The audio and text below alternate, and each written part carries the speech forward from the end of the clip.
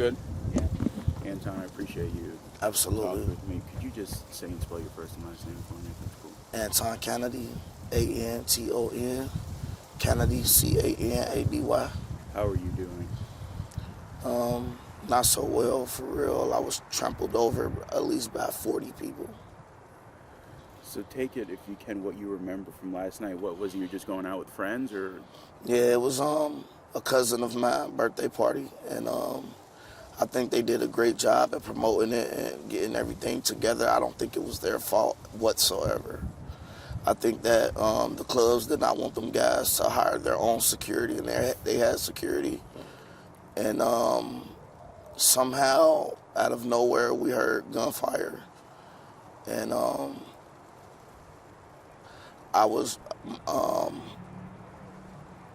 I looked up after I heard the gunfire, and I had been stepped over by like at least 40 people.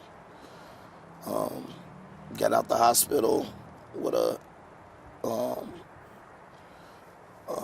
bruise to the spine, and it was just crazy.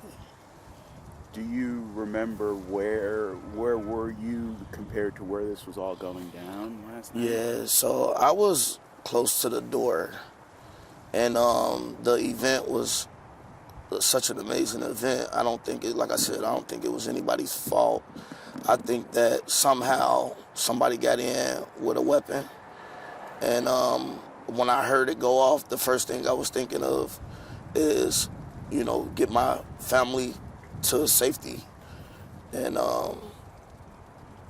it didn't go so well. I think like 13 people were shot last night. Did all your family get out? Is everybody okay that you were with last night? Yes, everybody, thank God, everybody that we was with made it home safe to their families, outside of me and a couple people. How were your other people doing? Were any of them shot, or was it the same runner? Yes, one of a cousin of mine was shot, and first thing I could think about is put pressure on the wound, tie her up, try to get some help, and yeah, it went very badly.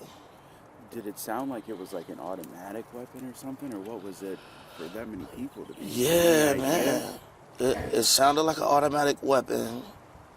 I really, just in the midst of the chaos, I couldn't really think. My thing was save my people, get myself together, get out of there, and that was my only intention. My sister was in there, my brother. We was just like in such a great place, and to hear it, everything went to chaos, and it was crazy. And how was it? It was probably a split-second change, wasn't it? Tell me about that. Were you all dancing, partying, having a good time? We dancing, partying. We heard gunfire, and the thing was just get out of there. You don't think too fast about everything.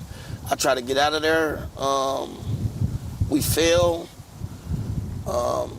I covered my peoples, and they was like, get up, and I was like, after the gunfire, because I know that, if you stand up in the midst of gunfire, there could be some chaos behind that. And we laid there. It was like 40 people stomping over me, stomping me.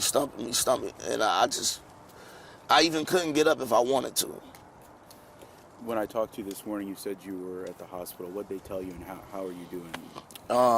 They told me that there could be a fracture to my spine. And they took some tests and stuff like that. Everything came back that, I should be okay, but I am in so much pain. My hand and my knuckle, everything, it was just crazy.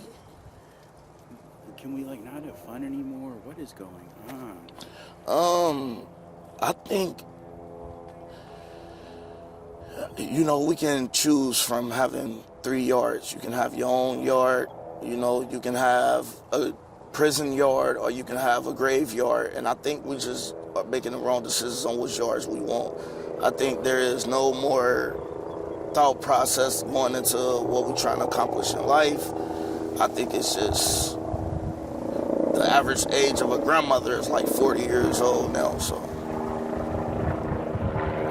You said you helped your cousin there. You were helping other people too, weren't you? yes, Tell me what you. So you first went over and tried to stop the bleeding on your cousin. yes. So I tied up, tied a shirt around her leg to try to stop the bleeding, and the gunfires were still going off. So after I made sure she was good, it was just more like, just get out of there, save yourself. Like, I just was looking around, and I